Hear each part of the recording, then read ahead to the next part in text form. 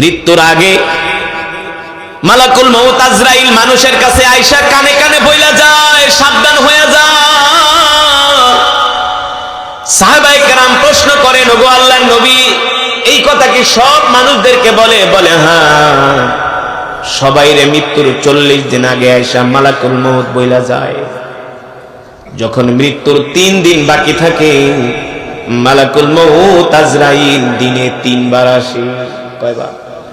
সকালে আসে, দুপুরে আসে, রাত্রে আসে। আয়েশা বলে, এ বনিয়াদম, তুই কি এখনো তওবা করস নাই? তোর মৃত্যুর বাকি আছে আর 3 দিন, তওবা কর, তওবা কর, তওবা কর।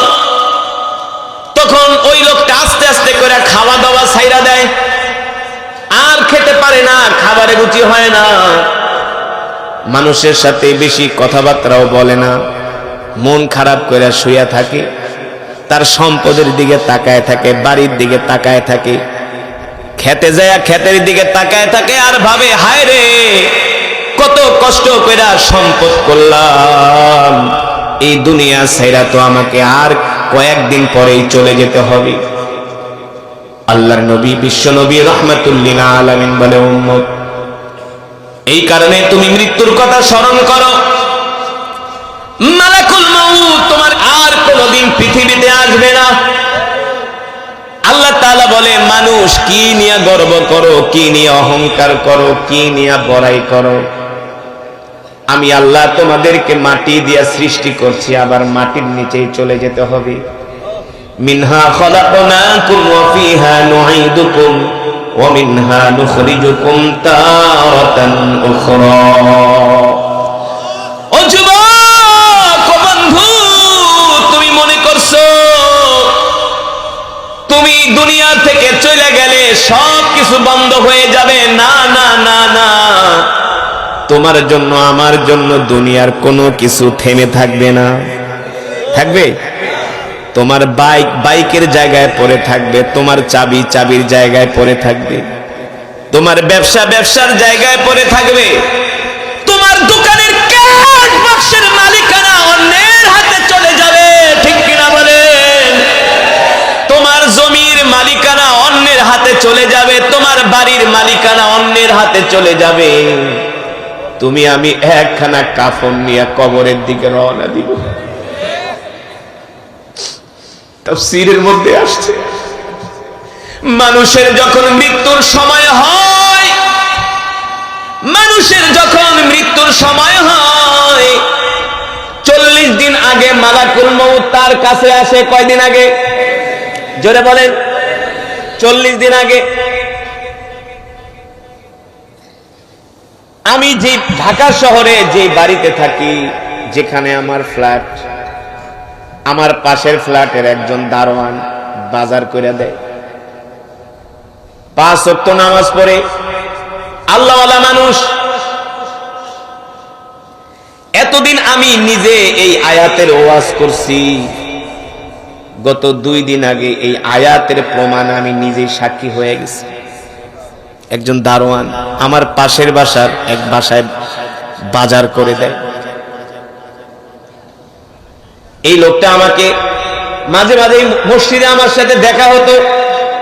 জোহরের নামাজের পরে আমি একটু লম্বা সময় মসজিদে থাকি, সে বাজার টাজার করে 2টা 2:30টার দিকে মসজিদে যেত। মাঝে মাঝে তার সাথে আমার মসজিদে দেখা হতো।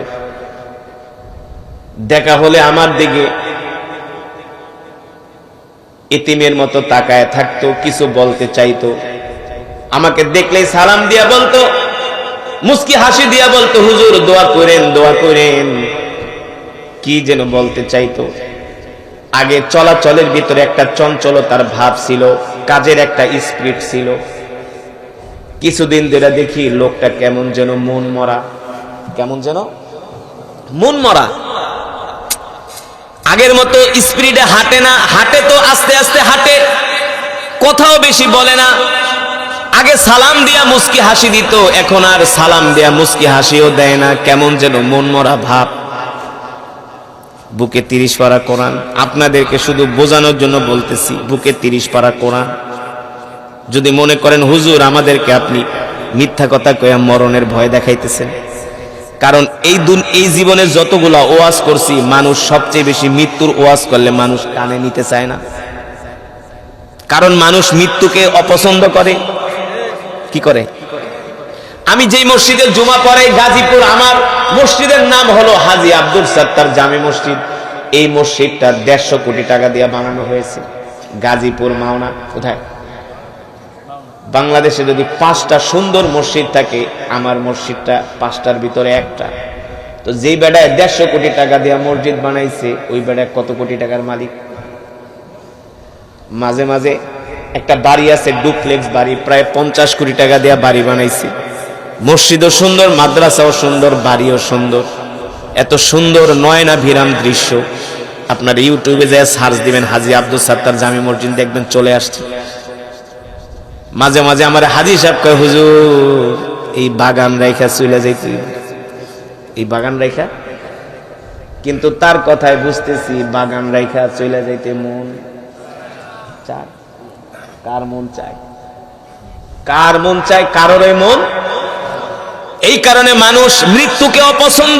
গতকালকে আমি যেখানে ওয়াজ করছি সোনারগাঁ, এখন সার্চ দেন, আমার লাইভ আছে, দেখেন আমার পেজে ঢোকেন, লাইভ আছে।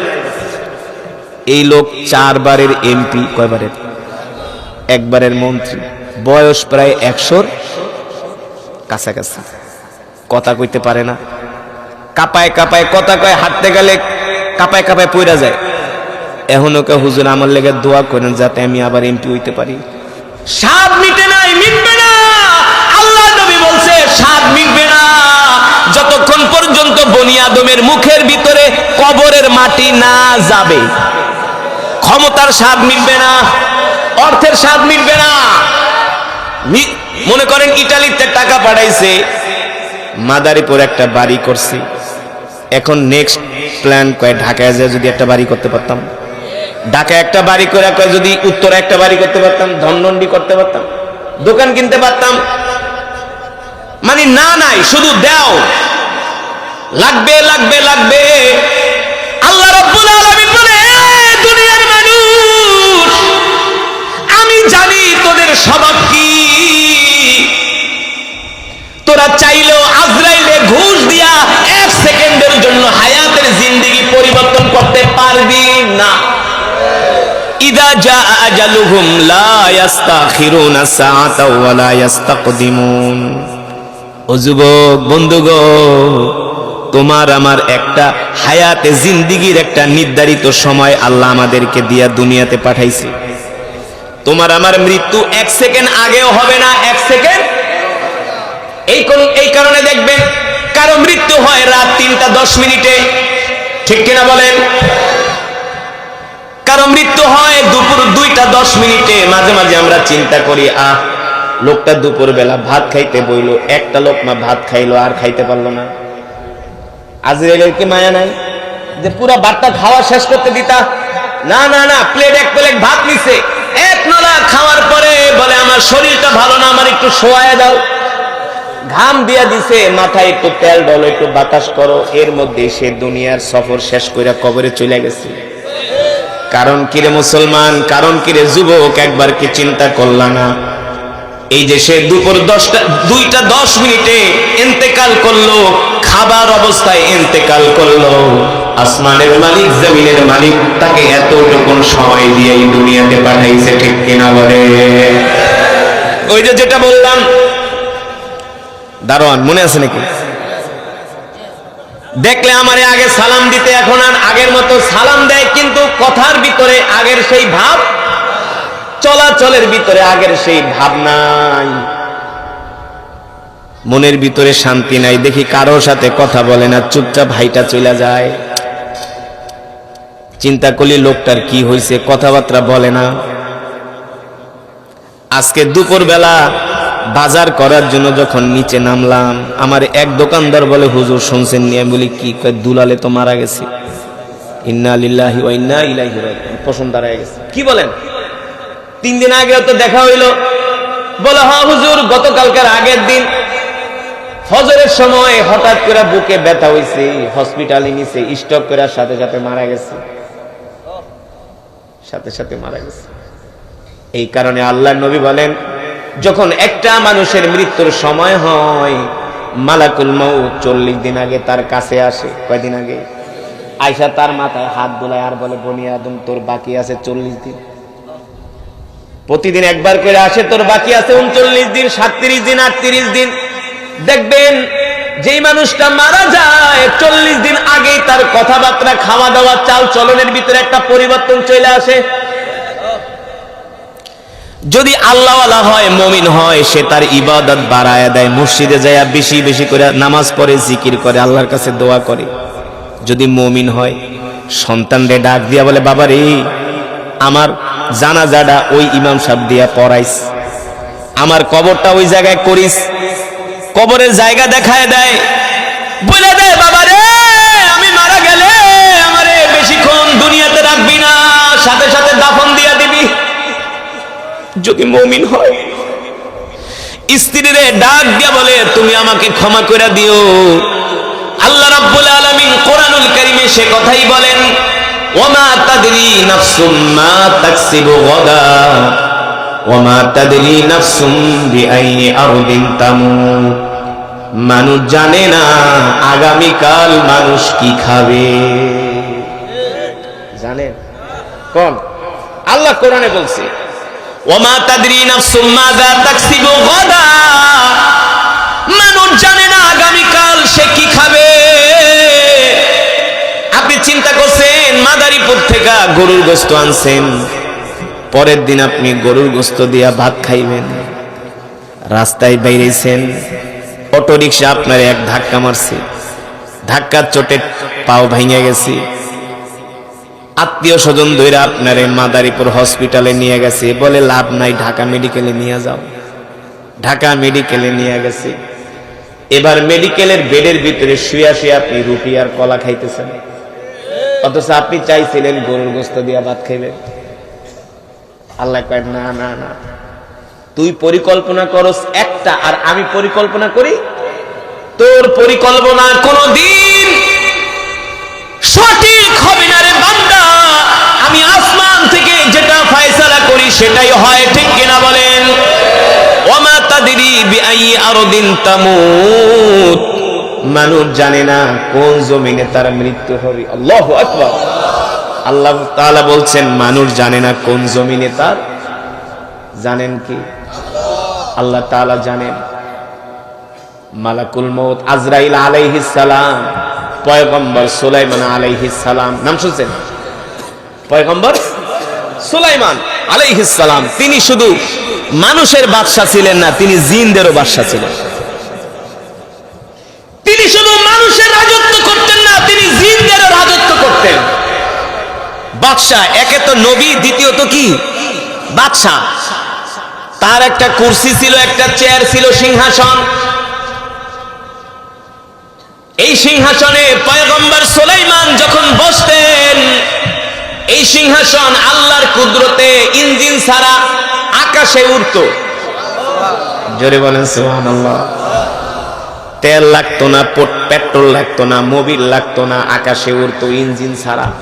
আর তিনি ঘুরে ঘুরে রাজ্য দেখতেন। আল্লাহু আকবার। পয়গম্বর সুলাইমান আলাইহিস সালাম ছিলেন নবী। তার কথা বাতাস পর্যন্ত শুনতো। সুবহানাল্লাহ বলবেন না? তার কথা কে শুনতো? বাতাস পর্যন্ত শুনতো। তার কথা আজরাইল পর্যন্ত শুনতো। সুবহানাল্লাহ বলেন। তারপরেও কি পয়গম্বর মৃত্যুর হাত থেকে বাঁচতে পারছে? পারছে? কিতাবের মধ্যে আসছে পয়গম্বর সুলাইমান আলাইহিস সালামের একজন উম্মত তিনি বসে আছে।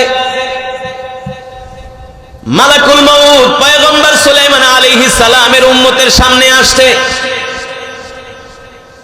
আয়েশা মালাকুল মউত তার দিকে তাকাইছে। মালাকুল মউত আজরাইলের চোখ দেখে ভয় পেয়ে গেছে। এত বড় বড় চোখ, এত বড় বড় চোখ, আইনুন কবীর, এত বড় বড় চোখ দেখা মালাকুল মউতের আজরাইলের চোখ দেখে ভয় পেয়ে গেছে। হাদিস শরীফের ভিতরে আসছে, যারা নাফরমান হবে, যারা নামাজ পড়বে না, বেনামাজি হবে, মুনাফিক হবে, মালাকুল মউত ভয়ঙ্কর একটা চেহারা নিয়ে আসবে। ওই মানুষগুলো মালাকুল মউতকে দেখার সাথে সাথে প্রস্রাব করে দিবে। কিছু মানুষ মৃত্যুর সময় প্রস্রাব করে দেয়, জানেননি? পায়খানা করে দেয়, অস্বাভাবিক আচরণ করে। কারণ কি? কারণ কি? মালাকুল মউতের ভয়ঙ্কর চেহারা দেখার পরে আর ঠিক থাকতে পারে না। মালাকুল মউত আইসা বলে, দুনিয়াতে অনেক নাফরমানি করছস, এবার তোর সময় শেষ, এবার তোর সময় শেষ। এই কথা বলার সাথে সাথে ওই লোক ভয় পাইতে থাকে। এই কারণে প্রস্রাব করে দেয়, পায়খানা করে দেয়, অস্বাভাবিক আচরণ করে।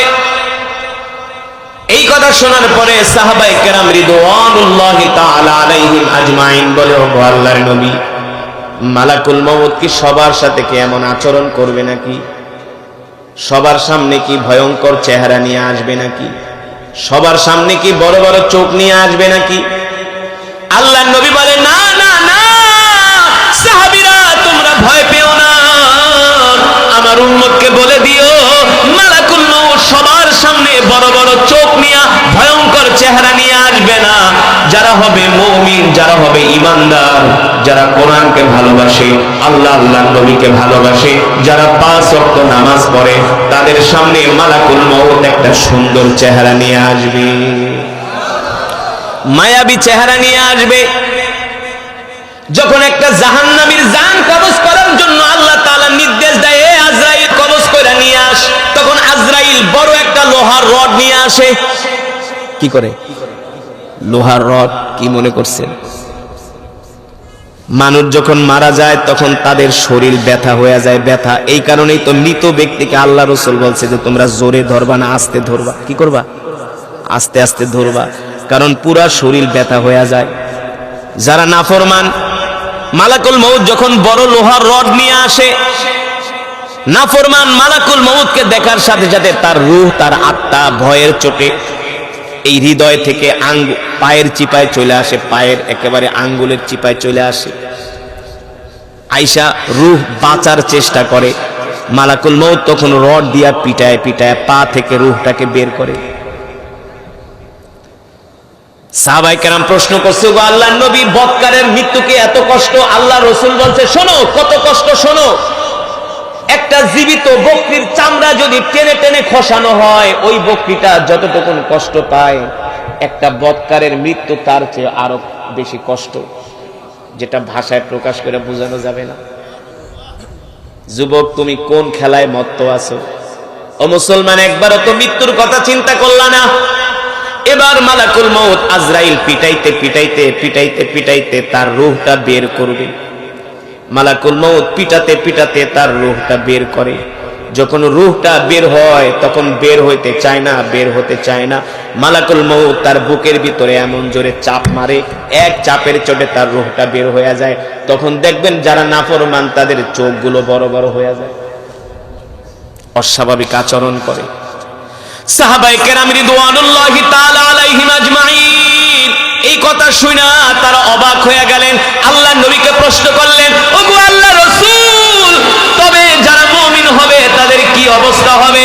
আল্লাহ রাসূল বলেন, যারা মুমিন হবে তাদের জান যখন কবজ করার জন্য আল্লাহ আজরাইলকে নির্দেশ দেয়, তখন আজরাইলকে বলে, ও আজরাইল, তুমি জান্নাত থেকে একটা সাদা শুভ্র রুমাল নিয়ে যাও। কি করো? জান্নাত থেকে একটা সাদা শুভ্র রুমাল নিয়ে যাও। মালাকুল মউত আজরাইল জান্নাত থেকে একটা সাদা রুমাল নিয়ে আসে, আর জান্নাত থেকে একটা খুশবু নিয়ে আসে। সুবহানাল্লাহ বলেন। কি নিয়ে আসে? খুশবু। দেখবেন ইনজেকশন দেওয়ার আগে, ডায়াবেটিস পরীক্ষা করার আগে একটা হেক্সিসল মারে, মারলে কিন্তু শুয়ের দাগটায় বেশি ব্যথা লাগে না। অ্যানেস্থেসিয়া মারে, অ্যানেস্থেসিয়া কি মারে? অ্যানেস্থেসিয়া মারলে আর ব্যথা অনুভব করা যায় না। আপনি মনে করেন একটা আনন্দের মধ্যে আছেন, পিঁপড়ায় কামড় দিলে কিন্তু ওই সময় টের পাওয়া যায়। পিঁপড়া না আনন্দের ভিতরে যদি পায়ের ভিতরে কাটাও বসে, তারপরও কিন্তু বোঝা যায় না, আনন্দ অবস্থায় আছে। যারা জান্নাতি হবে, যারা নেককার হবে, বাবারে এই আলোচনা না শুনলে আপনারা কিভাবে বুঝবেন যে মুমিন হইলে কত উপকার, কত সুবিধা। আলোচনা না আসলে বুঝবেন। আমরা তো মনে করি মরণটা এত সহজ, এত সোজা না।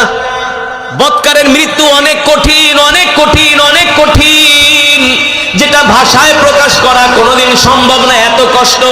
আল্লাহর নবী বলেন যারা জান্নাতি হবে আল্লাহ তাআলা সাদা একটা রুমাল দিয়া মালাকুল মউত আজরাইলকে দুনিয়াতে পাঠাবে আর বলবে মালাকুল মউত শোনো, জান্নাত থেকে একটা খুশবু নিয়ে যাও।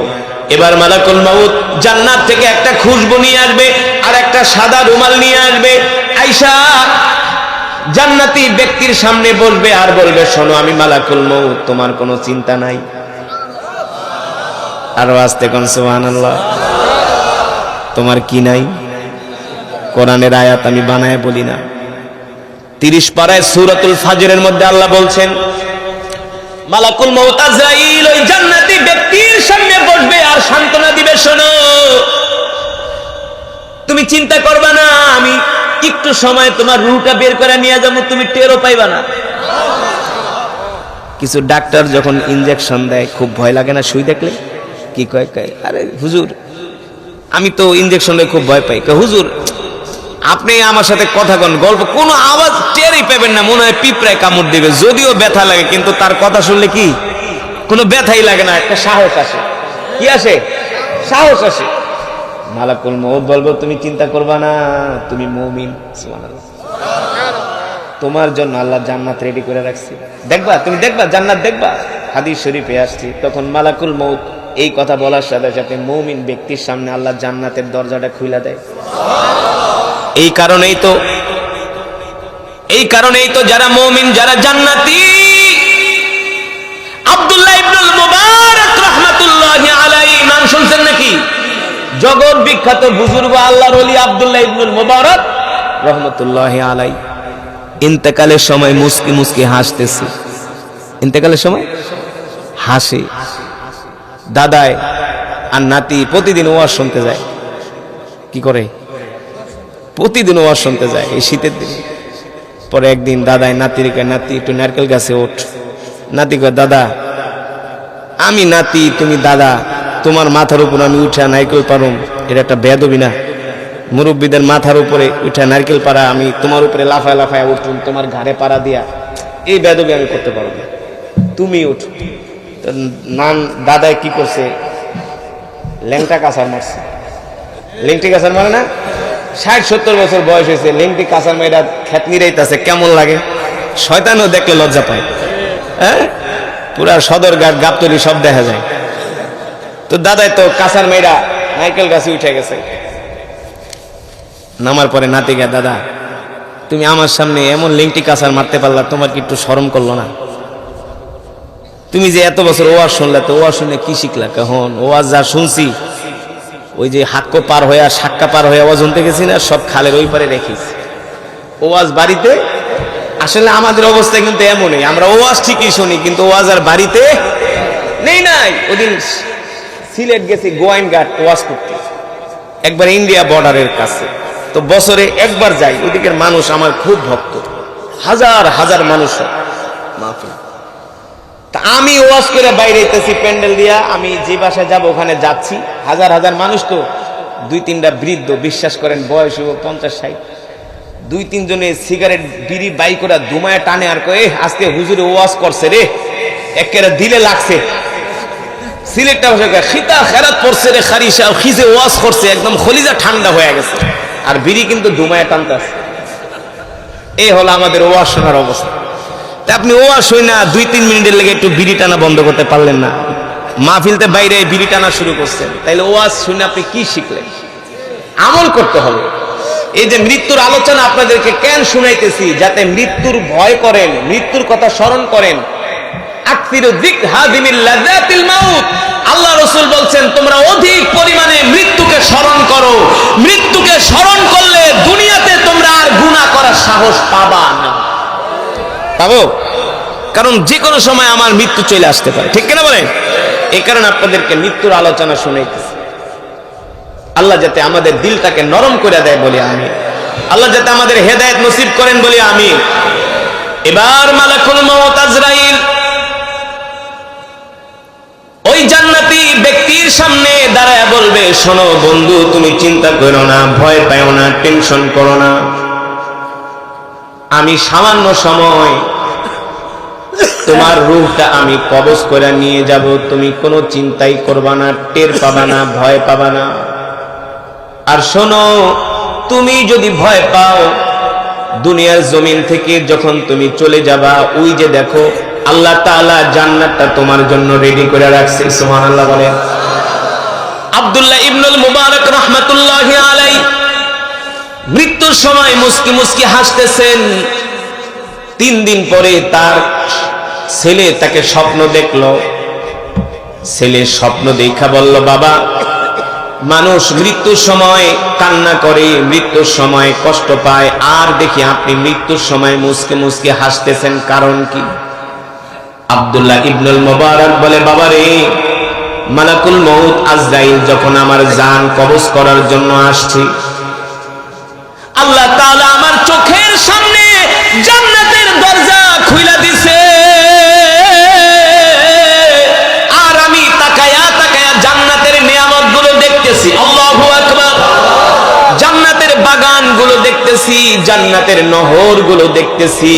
এই যে আমি তেলাওয়াত করলাম, আল্লাহ কোরআনে বলছেন, ইন্নালিল মুত্তাকিনা মাফাজা হাদাইকা ওয়া আনাবা ওয়া কাওয়াইবা আতরাবা। যারা মুমিন হবে, যারা জান্নাতি হবে, আমি আল্লাহ তাদেরকে জান্নাতের মধ্যে আঙ্গুরের বাগান দিব। কিসের বাগান? কোরআন থেকে বলছি, হাদাইকা ওয়া আনাবা। ইনাবুন মানে আঙ্গুর। ইনাবুন মানে কি? আঙ্গুর। আল্লাহ বলে, আমি তোমাদের জন্য জান্নাতে আঙ্গুরের বাগান বানায় রাখছি। দুধের নহর থাকবে, মধুর নহর থাকবে, হুর গেলমানরা তোমাদের জন্য জান্নাতি শরবত নিয়ে দাঁড়ায় থাকবে। তাও এই সমস্ত কাচের না, কাচের কাপ না, কাচের পিরিজ না, কিসের? কিসের? স্বর্ণের। সুবহানাল্লাহ। কিসের? আমরা জান্নাতে যেই কাপ দিয়া চা খাবো, যেই গ্লাস দিয়া শরবত খাবো, সেগুলো হবে স্বর্ণের। সুবহানাল্লাহ বলবেন না? আমরা যে চিরুনি দিয়া চুল আঁচড়াবো, সেটাও হবে স্বর্ণের। ওয়া কাওয়াইবা আতরাবা। আল্লাহ তাআলা বলেন, আমি জান্নাতে তোমাদের জন্য স্ফীত বক্ষ বিশিষ্ট তরুণী, তোমাদের জন্য এমন হুর আমি রাইখা দিছি। হুরদের বয়স হবে 18 বছর। হুরদের চুলগুলো হবে স্বর্ণের কালারের। এ যুবক বাদাই না, দুনিয়াতে মায়াগো পিছনে ঘুরোস, কলেজের পিছনে, স্কুলের পিছনে ঘোরস, মায়েরা পাত্তা দেয় না, তারপরে বেহায়ার মতো ঘোরস। আরে বলো, তোদের জন্য আল্লাহ জান্নাতে 70টা করে হুর রাখছে। সুবহানাল্লাহ বলেন। ওই হুরেরা যদি একবার দুনিয়ার দিকে তাকায়া মুস্কি হাসি দিত, হুরদের দাঁতের আলোতে সারা পৃথিবী আলোকিত হয়ে যেত। আল্লাহ রাসূল জান্নাত থেকে আয়েশা সাহাবীদেরকে বলতেছেন, শোনো, আমি জান্নাতে এমন হুর দেখে আসছি, এত সুন্দর, এত সুন্দর, একবার তাকানোর পরে আমি আর লজ্জায় তাকাইতে পারি না। হাদিস শরীফের ভিতরে আসছে, হুরদের চেহারা কেমন হবে? হুরদের চেহারার দিকে তাকাইলে দুনিয়ার মানুষ সব দুঃখ ভুলে যাবে। সুবহানাল্লাহ বলেন।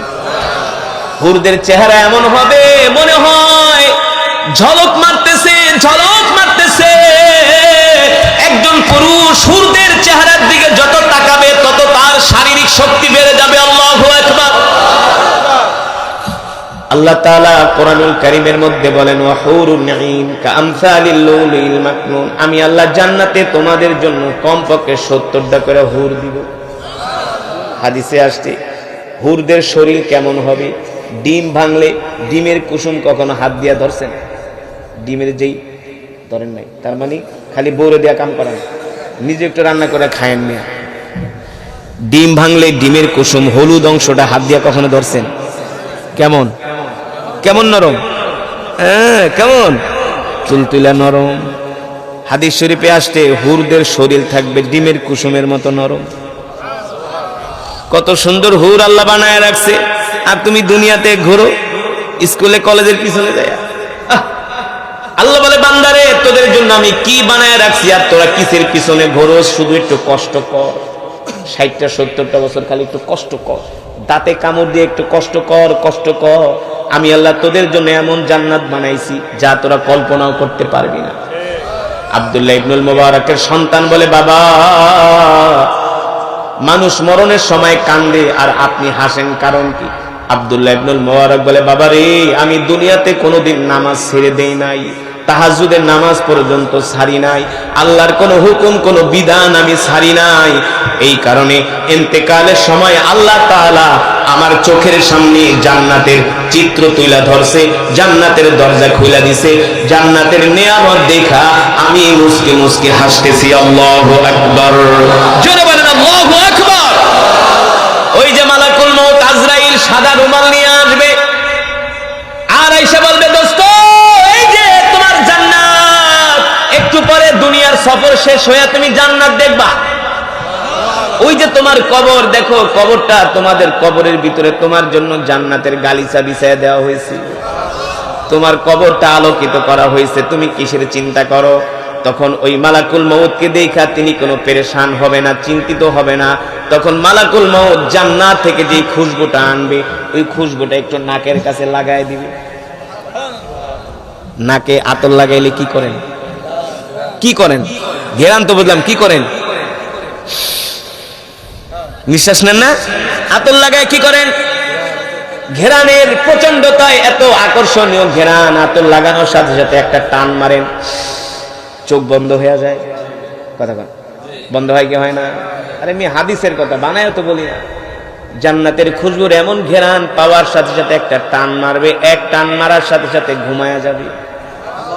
আর মালাকুল মউত বলবে, ইয়া আইয়াতুহান নাফসুল মুতমাইন্না ইরজিই ইলা রাব্বিকি রাদিয়াতাম মারদিয়া ফাদখুলি ফি ইবাদি ওয়াদখুলি জান্নাতি। এ জান্নাতি আত্মা, বের হয়ে আয়, বের হয়ে আয়, তোর রবের সাথে মিলিত হবি, তোর রবের সাথে সাক্ষাৎ করবি, তোর রব তোর জন্য জান্নাত রেডি করে রাখছে। আল্লাহু আকবার, জোরে বলেন আল্লাহু আকবার।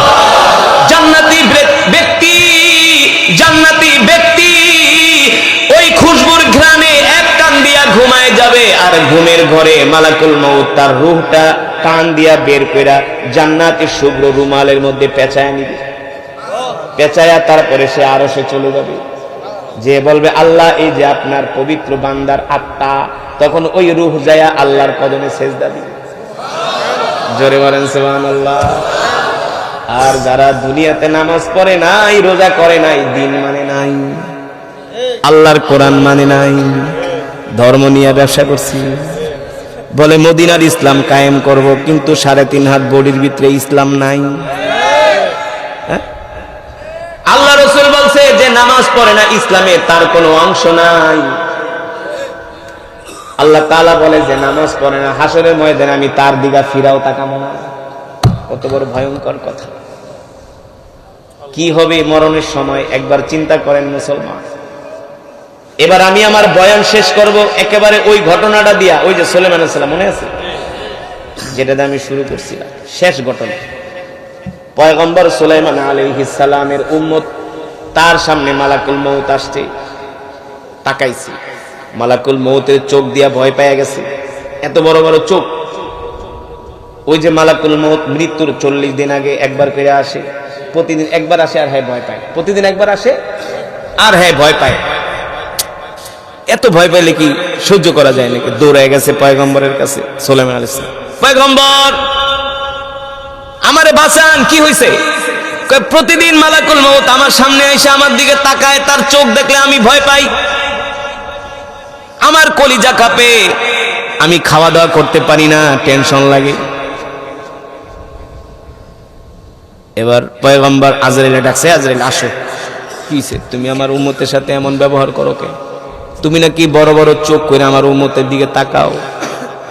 মালাকুল মউত আজরাইল হাইসা বলে, না পয়গম্বর, আমি এমনিই তাকাই, আমি নরমালি তাকাই, কিন্তু সে দেখলে ভয় পায়, সে দেখলে ভয় পায়।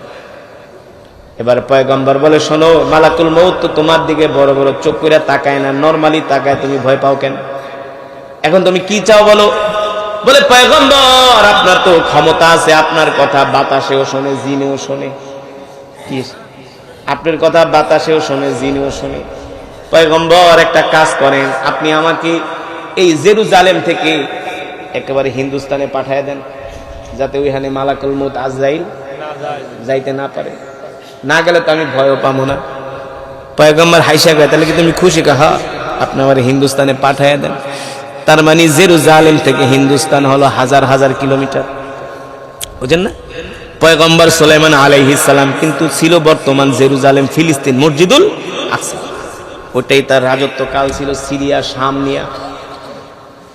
পয়গম্বর জিনদেরকে নির্দেশ দিলে, এই দুইটা জিন এদিকে আসো, ওরে নিয়ে হিন্দুস্তানে ফালাই দিয়ে আসো। দুই জিন আইসা তার দুই হাতের কবজি ধরা উড়াইয়া তাকে জেরুজালেম থেকে হিন্দুস্তানের জমিনে আইনা রেখে গেছে। ঠিক আছে থাকো, জিন গেছে গা। সে তো এক বাগানের মধ্যে বসে বসে ইবাদত করে, ফল খায়, আরামে ঘুমায়। হঠাৎ করে দেখে মালাকুল মউত আবার তার চোখের সামনে এসে হাজির হয়ে গেছে। সুবহানাল্লাহ। এবার ওই লোক বলে, আজরাইল, আপনার ভয়ে তো আমার পয়গম্বর সেই জেরুজালেম থেকে হিন্দুস্তানে আইনা ফালাইলো, আপনি আবার এখানে আসছেন। শোনো শোনো, আমি মালাকুল মউত আজরাইল, তোমার কাছে আমি 40 দিনে একবার আসতাম, তুমি 39 দিন পার করে আসছো, আজকে হলো 40 দিন, তার মানে আজকে তোমার মৃত্যুর সময় হয়ে গেছে। আল্লাহ রাব্বুল আলামিন বলেন, নবী দুনিয়ার মানুষদেরকে বলে দেন, আমি আল্লাহ প্রত্যেকটা মানুষের হায়াতের জিন্দেগি দিয়া দুনিয়াতে পাঠাইছি, নির্ধারিত সময় দিয়া দুনিয়াতে পাঠাইছি। 1 মিনিট আগেও তার মৃত্যু হবে না, 1 মিনিট পরেও তার মৃত্যু হবে না। আমি আল্লাহ যতটুকু সময় তার জন্য নির্ধারণ করছি ততটুকু সময় সে দুনিয়াতে থাকবে। যতটুকু রিজিক আমি আল্লাহ তার জন্য নির্ধারণ করছি ততটুকু রিজিক সে খাবে। একটা ভাত অবশিষ্ট থাকা পর্যন্ত তার মৃত্যু হবে না। মানুষ যখন মারা যায় আত্মীয় স্বজন কান্দে, কান্দে না, কান্নাকাটি করে, তখন ফেরেশতারা আয়েশা বলে, এ মানুষ কান্দো না, কান্দো না, আল্লাহ তার জন্য যতটুকু রিজিক রাখছিল তার রিজিক খাওয়া শেষ, আর তার রিজিক অবশিষ্ট নাই, সে বাঁচবে কিভাবে? রিজিক নাই তো, বরাদ্দ চা ছিল শেষ, সে কি খাবে? বরাদ্দ শেষ। আল্লাহ তাকে যতটুকু হায়াত দিয়া দুনিয়াতে পাঠাইছে, হায়াতের জিন্দেগিও শেষ। তোমরা কান্না করো না, তার জন্য কান্না করো না, তোমরা নিজেদের চিন্তা করো। সাহাবায়ে কেরাম বলে, আল্লাহ রাসূল, তাইলে আমরা ওই আজরাইলের কথা শুনি না কেন? আল্লাহ রাসূল বলে, শোনো সাহাবীরা, তোমরা যদি আজরাইলের কথা শুনতা তাইলে তোমরা চাকরি বাকরি, ব্যবসা বাণিজ্য, ক্ষেত খামার, পরিবার কিছুই করতে পারতা না। তোমরা মৃত্যুর চিন্তায় আজরাইলের ধমক শুনা তোমরা জঙ্গলে যায় বসে বসে ইবাদত করতে, ইবাদত করতে। সুতরাং বাবারা, বন্ধুরা, মা বোনেরা, এই পৃথিবী ছেড়ে একদিন চলে যেতে হবে, কেউ থাকতে পারে নাই, আমরাও থাকতে পারবো। এই কারণে আসো মৃত্যুর প্রস্তুতি নেই। মৃত্যুর প্রস্তুতি 5 ওয়াক্ত নামাজ, আগে 1 নম্বরে 5 ওয়াক্ত নামাজের পাবন্দি হতে হবে। আমরা যে হাসরের ময়দানে উলঙ্গ অবস্থায় উঠব, সেই দিন কি আমাদের লজ্জা লাগবে না? আল্লাহ নবী ডাক দিয়ে বলে, আয়েশা, লজ্জা তো লাগবে দূরের কথা, লজ্জা তো লাগবে দূরের কথা আয়েশা, হাসরের ময়দানে মানুষগুলোর এমন অবস্থা হবে, সূর্যটা মাথার উপরে চলে আসবে, 1 হাত উপরে থাকবে, সূর্যের আলোতে মাথার মগজগুলো টকবক করে গরম পানির মতো উতরাতে থাকবে, মানুষগুলো ঘামের মধ্যে হাবুডুবু খাবে, আর ইয়া নফসি ইয়া নফসি বলবে, ইয়া নফসি ইয়া নফসি বলবে। পয়গম্বররা পর্যন্ত ইয়া নফসি ইয়া নফসি বলবে। নিজেকে বাঁচানোর জন্য পেরেশান হয়ে যাবে। আল্লাহর নবী বলে, আয়েশা, হাসরের ময়দান এত ভয়ঙ্কর একটা ময়দান হবে, এই অবস্থা যদি আমার উম্মতরা জানতো তাহলে আমার উম্মতরা খাওয়া দাওয়া বন্ধ করে জঙ্গলে যায় ইবাদত করত। কোথায় যায়? ও যুবক বন্ধু, তুমি কিসের আশায় আছো? কিসের নেশায় তুমি মত্ত আছো? অথচ আল্লাহ তাআলা কোরআনুল কারীমের মধ্যে বলছেন, কুল্লু নাফসিন যায়িকাতুল মাউত। ঠিক কিনা বলেন? প্রত্যেকটা মানুষকে মৃত্যুর স্বাদ গ্রহণ করতে হবে। প্রত্যেকটা মানুষকে মৃত্যুর স্বাদ গ্রহণ করতে হবে। এ যুবক এ বন্ধু, কেউ মৃত্যু থেকে বাঁচতে পারে নাই, তুমি আমিও বাঁচতে পারবো না।